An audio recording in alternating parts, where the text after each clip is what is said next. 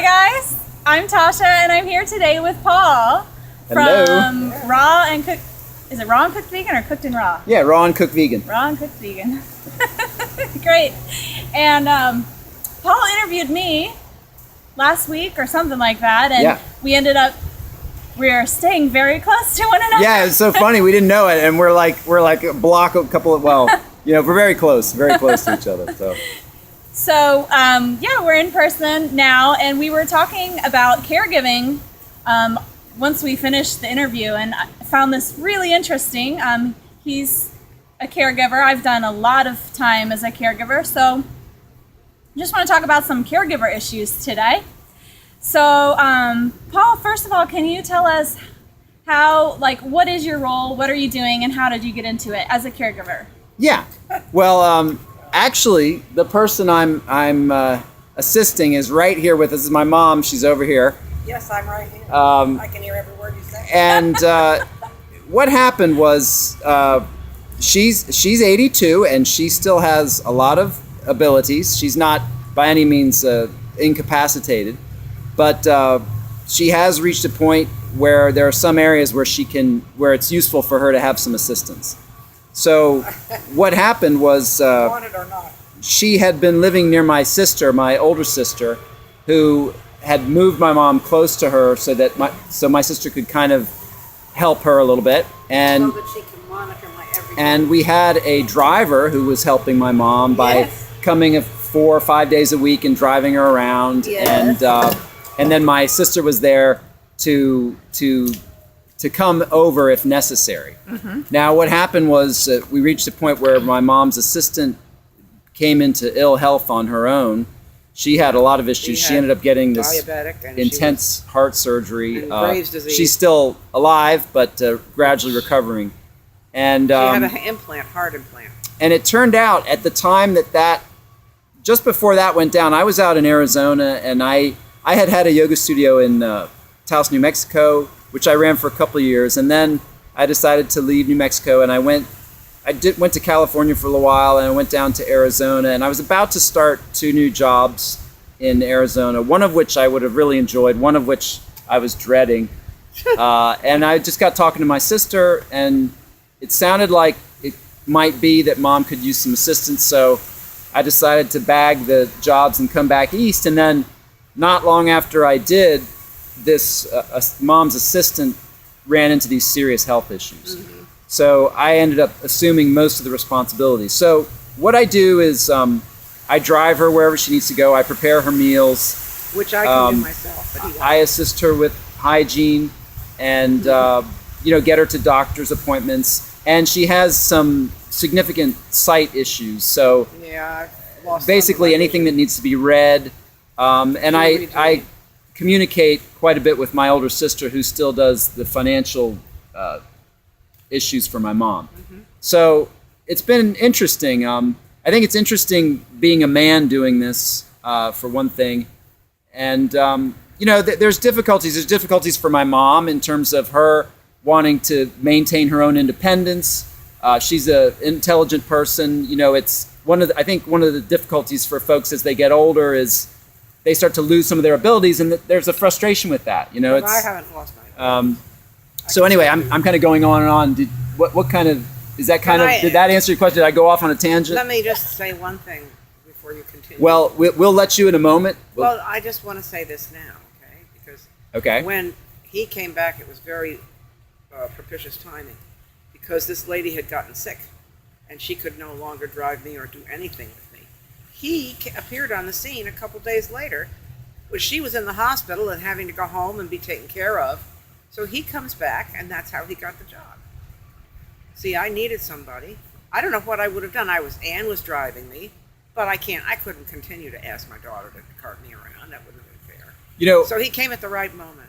On this note, one of the interesting things for folks who are trying to find caregivers for their parents or relatives, it's very difficult. Yeah. It's difficult because there's a lot of components to this. It's getting someone you can trust with a family member. It's very expensive to hire people to do this. Terribly expensive. It's finding people that are qualified, and then finding people who can manage with the idiosyncrasies that the particular individual might have. There's a lot of variable, and you know this. So you were, how long did you do this? Did you do it as a profession? Yeah, I provided some care to family members. We had, my parents were foster parents, and so we've had a lot of kids with special needs coming through our house for many years. My brother has special needs. He's not diabetic, is he? No, but I've also provided care. I've worked at disability camps, worked in special needs homes, 15 years, home health care, lots of different types of special needs. So Gotcha. Not all elderly, right? Some younger. No, all ages. All ages. Yeah. Which ages did you like best? I like working with adults. You do? Yeah. Yeah. We tried to hire somebody when we came down here, and it turned out it just a minute, PK. I'm not done yet. Okay. She was very nice, but she charged us $17 an hour. Yeah. I mean, it's unbelievable. I only had her for one day, but if I had her for 2 days, it would have been 240, something like that. Yeah. Okay, so she's conducting an interview now. I understand. So if you could wait a few moments, Yeah. we'll get back with you. Yes, all right. Go ahead. Okay, so this is an example of some of the things we're talking about. Yes. So, one of the things that I struggled with as a caregiver that I wanted to ask you about was early in my transition to eating a healthier diet, I was very tempted by the stuff I was helping my clients eat because I wanted to be eating it too. I'm like, I love macaroni and cheese. I want to eat it. Oh. You know, it was really, really hard. And eventually I, was able to find ways to make it work for me. It became less tempting, but I still struggled with, I don't like feeding this to you because it's not healthy. You're already having health struggles. You're having disabilities. I know that a lot of disabilities can be improved by improving diet. So I just struggled with a lot of ethical things around food and working as a caregiver. Right. So I would like to hear, how about you? Oh, that's all right. Yeah, I'm sorry. yeah. This is a big issue. I find the same difficulty because I do have to prepare food for my mom. You don't have to. You just do it because you want to. And it's difficult because, for folks that are familiar with the videos I do, they know how much I'm interested in the ethics of killing animals. So it's a strong component of my being vegan. And I do prepare animal products for my mom. And it's not something I enjoy doing, but I'm not in a place where I can make her live another way. So No. she's 82.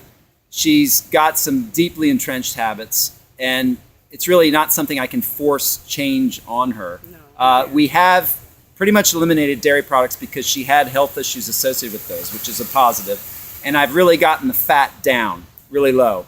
But we do have, and I've gotten fat and animal products out of her breakfast. So with lunch and dinner, she'll usually get a little bit of meat. We were talking about how much we enjoy eating fat yesterday. Yes, that's right. Right. And yeah, I totally sympathize with you, initially having changed and then still being attracted to some of these old foods. I think that's a huge issue.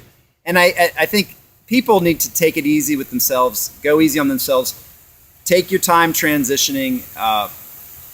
There'll probably come a point where you no longer desire these things. For me, like I told you the other day, dairy and meat don't really attract me anymore. But still, I like fat. I like things with fat in them. So Me too. I had some Oreo cookies the other day. So there's and I'm sure somebody will know some reason that those are not completely vegan. But generally speaking, I'm a low fat vegan. I am a cooked food vegan. I do eat a good bit of cooked food. So I'm supportive of raw and cooked vegans, hence the name of my channel. My main interest is shifting the broader public over to a vegan-oriented diet or plant-based, whatever you want to call it. But yeah, these are big issues working, and a thing about this is, how do you find work that is ethically acceptable? This, in our modern day, most options are really corrupted because of these dynamics. I was talking to my friend Carlo, he's a professor of ethics up in New York the other day, and basically there's animal products in so many things around us, in glues, all kinds of things that we don't even think of are really contaminated with animal products. So in some ways you can't get away from it. But I think in these major ways, if we can get people to shift in terms of diet, it addresses these three huge issues: health, ethics, and environment. And if you get the society shifting on these terms, these other areas where industries get to use byproducts of the animal product industry I think they'll fade away, and they'll find alternatives. So, but anyway, I'm sorry I went way off track on that. No, it was very interesting. It's good. We need the sermon, right? That's right. Very good. Yeah. Okay, here's another thing that came up while you were talking. I was thinking about one of my other struggles as a caregiver was I would get so frustrated because I'm like, it's like as a caregiver, I know my job is to help my client and help them with their needs, help them with their wants. It's like we always learned at camp, campers first. When we're traveling, travelers first. You know, I'm here to serve. And even though I knew this, I would get so frustrated and like, so I would go through my whole day, you know, serving. And then at the end of the day, I was like, all right, you're in bed, my time, you know? And that's when I would binge.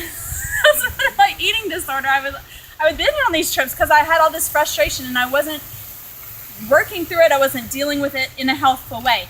So, do you have any experience with this sort of thing? Anything you'd like to share? This is a huge issue. This is a huge issue for caregivers because you're essentially in a situation oftentimes where you're the only person there, and it's very demanding in some ways. In some, you know, there's a lot of different aspects to it.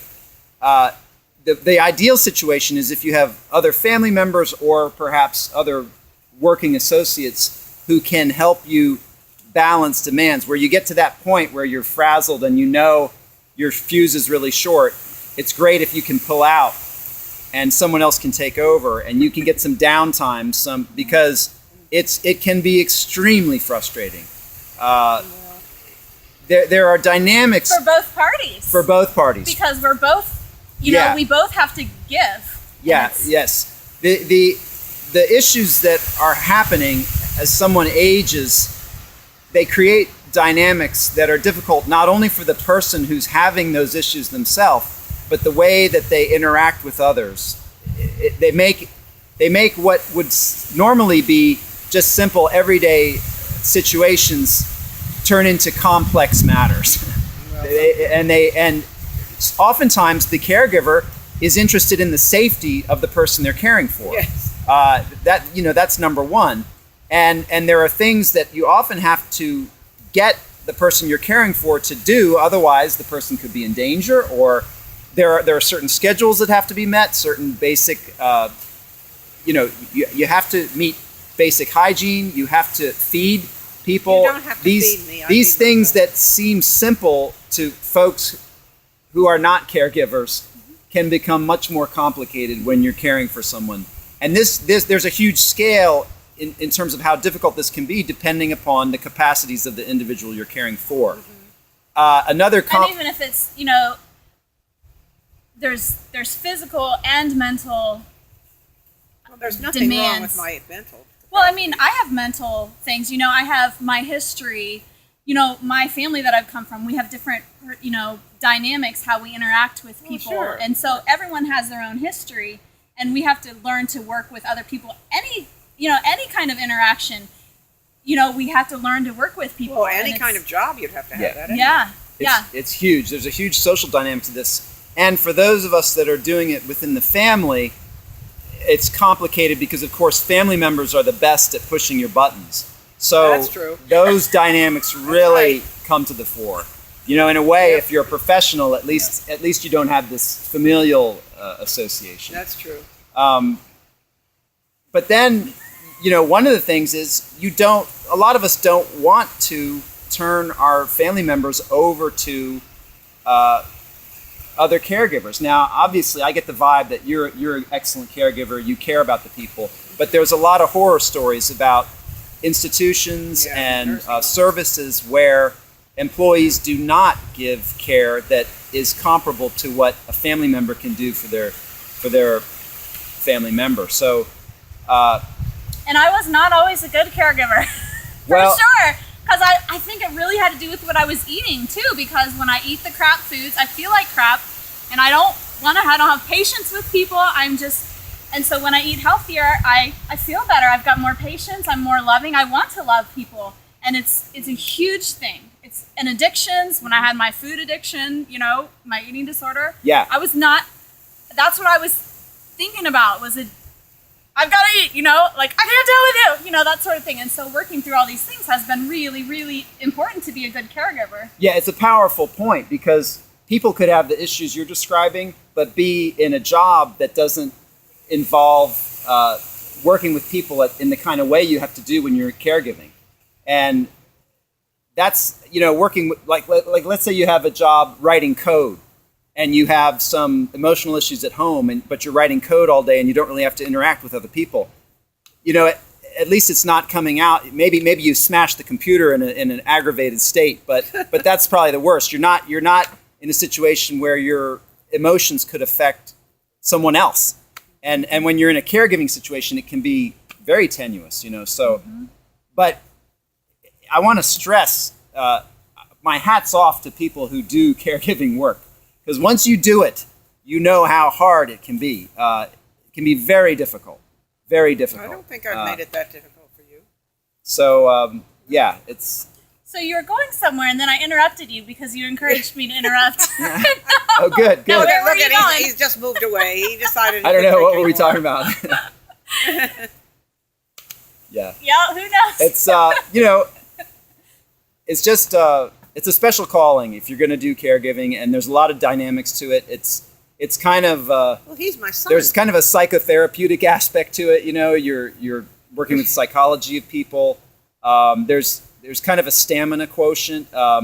In some, it's not demanding in the sense of physical labor or No. intellectually demanding labor, No. but it's demanding in kind of emotional intelligence. And I don't get that at all. It's demanding in terms of understanding how to communicate and work with people in a way that is best for them and helps you maintain your sanity. Because there is an element of when you insert yourself in a situation where dynamics are a particular way, they have an influence on you. Like if you work in an insane asylum, there's probably some element of maintaining your own sanity while you're in this environment of insanity. And there's that dynamic can arise in various situations. There's an old phrase, the people you hang out with are kind of what you become. So it's you have to have some kind of center that you can hold on to while these other external dynamics are happening. So what do you hold on to? Well, how do you maintain your sanity? Yeah. Well, he maintains it very well. It's basically personal interests. I have some spiritual interests that feed me. I have significant others in my life. People I have relationships, and they can be resources, and just places to let off steam and just to enjoy life. So that oftentimes in a lot of families, it's an interesting thing that happens. One child gets stuck with the or blessed with the responsibility of caring for the parent. Yeah, that's there's a funny dynamic. You can have a family of, say, 4, 5, 6 children, and often there's one child that gets left with that responsibility. That didn't happen in my case because I have an older sister who, for 7 years, kind of really she helped my mom. Yes. She didn't have to live with my mom, but she helped a lot. Yeah. She took and care now of I'm doing it, and still my sister can help me. And I have other sisters who, to more or less degree, some will help and some won't. That's true. But my hat's off to those individuals who do not have any help, because then you can get stuck in a situation where you're caring for this person and you can never get away.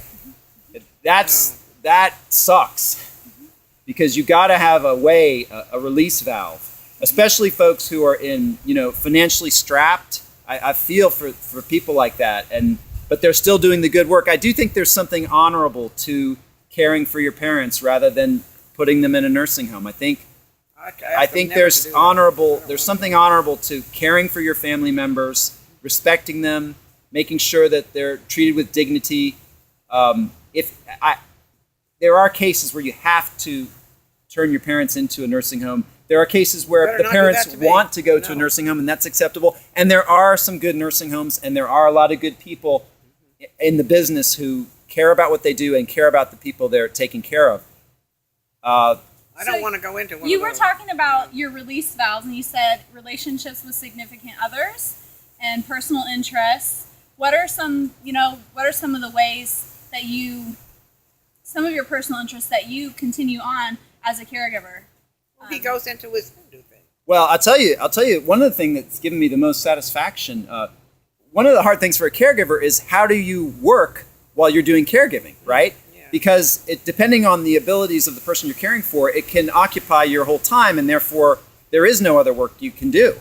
It's not like I can go get a 40-hour-a-week job and still do what I have to do for my mom. There's no way. They're mutually exclusive. Right. So, but one of the things I've been able to do is, because I'm doing this YouTube channel, I can conduct these vegan interviews. And what's your YouTube channel name? It's Raw and Cook Vegan. Okay. And that's been one thing I've been doing, and that started after I started caregiving with my mom. So that's something I can do from home, and that's something I'm strongly motivated about, and I really enjoy. And it's a great release valve because it's something I love doing. So I can record a video, edit it in my downtime when I don't have other responsibilities. That, and also these spiritual interests I have, that's a great way for me to get my mind focused on what I'm really interested in. So I have another channel. It's called Bhakti, Advaita, and Seva, I think is the title of it. But there I get to explore some of these spiritual things that I'm interested in. You want to spell that? Yeah. I don't think he can. It's Bhakti. That's Bhakti, Advaita is Advaita, and comma or ampersand. Seva is Seva. These are well known in the Eastern tradition. It simply means Bhakti is devotion, Advaita is non-duality, and Seva is service. Mm-hmm. So these are three acceptable paths within Eastern traditions, paths in which a person can help to recognize their unity with the world, other people, and God. Okay, thank you. So like a couple of days ago, we did a meetup, and you brought your mom to the meetup, and you guys were talking about some, things you've been doing. We were discussing that day how important education is for all of us in, I'm not going to make any changes in my life before finding out about it. That was really big for me in making my changes to where I'm eating a fruit-based diet. And it sounds like this is, you definitely educate yourself and you talk to a lot of people and learn. And as far as being a caregiver and wanting the best for the person that we're caring for, how are you incorporating education? Because I know that you are. Oh, you mean with my mom? Yeah. Yeah. Well, he does. Well, in certain ways. But okay, not yeah. exclusively. My mom is an intelligent person, and she is interested in new ideas. And that's been a great quality of hers. And so she's been interested in these vegan interviews I've done. And she's met some of my vegan friends. And she's even tried some practices fasted for 5 associated days. with health. I did. She did a 5-day fast. She tried about a week's worth of vegan eating. So she tried it, and she just has some really deeply embedded habits. So she did quit. Don't we all? Right. We all do. That's right. That's right. I quit smoking. That's right. She did quit smoking about over a year ago, yes. which was huge. She'd smoked for 63 years. Yes. So you could say she is in a lot better position now than she was about 2 years ago in terms of health. She's not smoking anymore. The fat content of her diet has been greatly reduced. How so? I still like eggs in the morning. Right, but I don't cook with oils. I do. I cook her meat with like coconut oil, but no, he doesn't. She's use a lot of eating smaller quantities of meat. She's not eating any dairy. We're working on her weight, but this is a dynamic that is fluid. It's like I have to work with her on that. She's a player, so it's not like something I can totally control. You know, some people have suggested, well, you could buy the soy-based products and substitute them, and I wouldn't even like that. Right. One of the things that my mom likes about life that she has left is food. And going to restaurants and eating food, and it's one of her great enjoyments of life. Yeah. And there's a degree I can affect that, but I can't just enforce my diet on her, you know. So it's like, so she listens to a point, and sometimes I'm sure I start to sound like a broken record, and we all do, right? And at that point, she's not interested anymore. So like. Lately, I've been reading some excerpts from Esselstyn's book, you know, Reversing Heart Disease, and she listens, but there's a point where she's not interested anymore. So she knows the principles behind it. It's hard to convey to her that these illnesses, like heart attack and stroke, are illnesses that are the consequence of activities over a long period of time. Well, like my friend that's in the hospital and had this heart treatment. She has a new heart. Implanted a new heart, and she was very sick for a long time. She couldn't even get out of bed. She tried to drive, and she drove herself into a ditch, totaled her car, and Toby has said, "Don't worry about it, Mom. I'll get you a new one." He got her a new car. But if she hasn't done it, now she's quit. Well, the thing is, if I tell my mom that eating this way can lead to a heart attack, the response is, "I'm not having a heart attack." So there's a disconnect. There's not a recognition that these behaviors lead to heart attack. So knock wood. That's what I'm up against. Yeah, I mean, I find for myself, it really helped me to make the changes because I did experience consequences. I'm like, whoa, right. I've got this bad health problem, and I can see that eating this way makes me feel better. But if you don't get an immediate, feedback from your body, then it's not as much of a motivation. Exactly. So I can understand that's... Yeah, and even if she has some kind of symptom of disease, she would not attribute, like I would say automatically, it's probably from the animal products you're eating or the high fat in your diet. She wouldn't accept that. She would say, oh, it's got nothing to do with that. So for her, there's a disconnect. Even though she sees that there's some truth to these things, it hasn't coalesced into a recognition on her part that will elicit personal change. Different now. You know. Mm-hmm. So you were talking about you're reading books, you're listening to a series, or watching a Oh, that's just we have a series on the TV. There's a lot of stuff. You know, libraries are great things. Mm-hmm. With technology nowadays, right. People have kind of forgotten libraries, but libraries are really cool. You can still find tremendous stuff in libraries, and we go down there, and there's these great courses. I don't know if people are familiar with them. That there's a company, it's called The Great Courses, and they hire well-known professors to basically put their courses on DVD, and anybody can watch these things. And these are courses that you'd have to attend a recognized university to experience, but you can just watch these in your own home. They're really cool.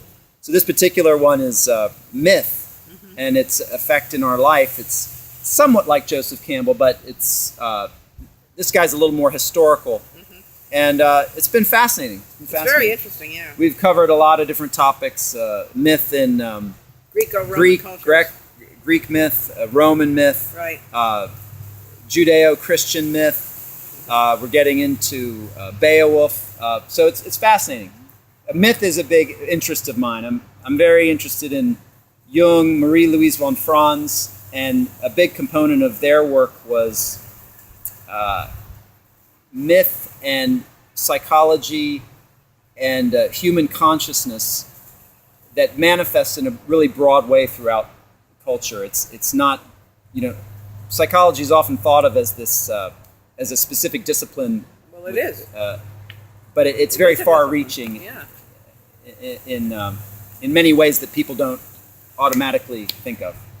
I'm with you. I'm kind of a little bit lost. Now, okay, so you read together.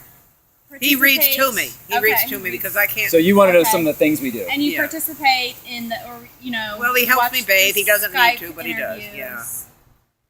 And the meetup. I mean, how do you feel about the meetup? Because from my perspective, I thought this is a wonderful educational opportunity. Well, I'm glad you asked that because I had debated when we were talking about doing this. I wasn't sure whether to bring my mom or not because she was going to be the only one there. When? Who didn't know about this.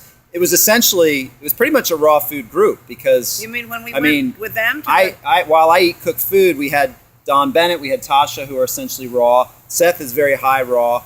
Yeah.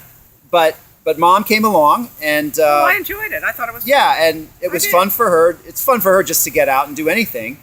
So she did hear a lot of the stuff we were talking anymore. And perhaps, there's some kind of osmosis or some kind of subtle influence. It's not going to change my eating habits. But I like what you're alluding to is we have to find a way to bridge our group, which is sometimes a little bit isolated, with the broader society. And that's one of the things with the raw and cooked vegan. It's like one of the things I saw happening is there seemed to be this wall being created between raw vegans and cooked vegans, and that's just crazy. I mean, to me, the major thing is veganism. If you want to be raw and it's working for you, go for it. If you want to be cooked vegan, go for it. And personally, it seems to me that this cooked vegan approach is going to be much more effective in bringing the broader public into veganism, and then we can have these arguments about whether you should be 100% raw or not. That's cool. Let's get the main work done first. Get people into the vegan umbrella, and then we'll work on more and more raw. And of course, naturally, anybody who goes vegan is going to be eating more raw. They're going to be eating more fruits and vegetables anyway. Mm-hmm. Long answer. No, but a good one. Bridge. We got to invite these folks in. I think that's one reason. McDougall and others, they want to use this whole plant foods designation. I have mixed feelings about this. It's like a plant-based diet. It's more acceptable to the public, and yet I feel a lot of vegans have done so much work to further the cause that should be recognized. So anyway, cool. I'm really glad that you came to the meetup. I'm probably going to edit this, by the way. Well, that's all right. I'm really You're glad. kidding. I'm really glad that you came to the meetup, and Me or him?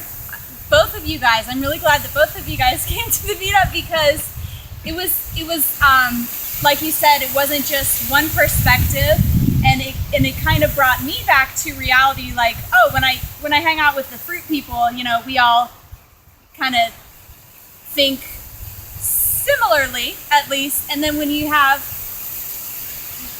someone there who is not a fruit people. I'm not a fruit people. Right. It's just a reminder of, what? That's how I used to think too. And I'm all the way over here now. Mm-hmm. And it was just brought into conversation so we could talk about it. And it's practice for me too. Listening to how other people approach education just in conversation, because I have my typical answer. So it's really fun to hear how other people think and address issues and how we can educate together. I also thought this is funny because usually I'm the only one that eats this way, and there's all these other people, and I can't convince anybody of anything because it's just me, but it was like turn around. Yeah. Like peer pressure the other way. It was just funny. I love this point you're making, and it's so important. It's so important because we don't want the discussion to become this, I believe this, you believe that, and we're never the twain shall meet. And there's a lot of this, I don't know what it is in our movement. There's a lot of belligerence and, granted, it can be difficult in this society to live this way because there's a lot of pressure from the broader society not to live this way. But we've got to find a way to speak constructively and interact constructively so that the whole thing moves forward positively. The belligerence doesn't really do much. It's maybe a catharsis, maybe you're expressing some legitimate anger, but it doesn't do much to further the cause, in my opinion. You know? Well, is there anything that we've not covered? Yes, there on is. the topic of caregiving.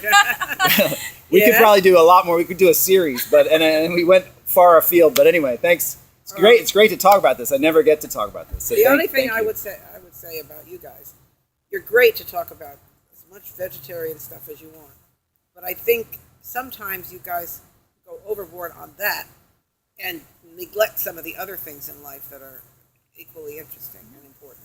Well, such as maybe literature or some other things that you could sort of incorporate into the vegetarian thing, which is great that you're doing it.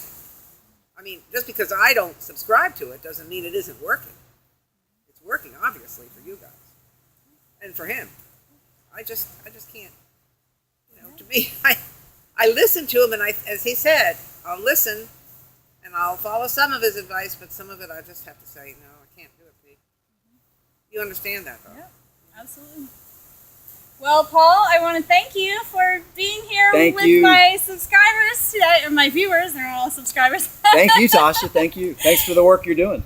So Paul likes to interview people. Yes, he does. So if you're vegan and you'd like to share your story, please contact Paul. How can they get a hold of you? And just call. Just send me an email. It's rawandcookedvegan@gmail.com. Just lowercase, spell it out just like it sounds, and love to have any vegans who want to tell their story. Love to hear your story. And I think it's great to just show that there are many vegans living different lifestyles. We're not some exotic aliens. We're from another planet. Normal people. Yeah. How often do you post videos? It varies. It basically depends on getting people to be interviewed. So, maybe one a week or. Okay. Well, one thing I have to say about Paul, he's passionate about it, and he follows his passion, which I think is great. I mean, he loves this stuff. He knows about it. He proposes it to people. And he does it himself, which I think, a lot of people will talk about it, and they won't do it. But PK does it. I mean, he'll eat kale all day if he has to, or lettuce, or whatever. Finish up this interview real quick. So we got your email address. All right. Well, thanks a lot, guys. If you like this video, please give it a thumbs up. Yes. Check out his channel, Raw and Cooked Vegan, and we'll see you next time. Bye. Bye-bye. Bye.